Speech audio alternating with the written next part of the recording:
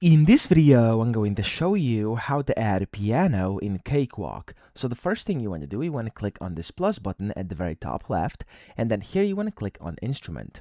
Now in here, you'll be able to see a bunch of different tags, and you want to look for a piano, so it's over here in the middle. Just click on it, and then from here on the right, you can see the instruments. Now there's going to be a bunch of different ones. Of course, you want to select the piano you want to have. So for example, over here, it says grand piano. If I click on play next to it, I can basically hear what it sounds like, and I can go ahead and do this for every single one of these over here. And when you select the one you want, click on it and click on add. Now, if for example, it's not showing the piano icon here for some reason, you can just right click it and then adjust and set your own icon over here so it actually looks like a piano, so you don't get confused later on.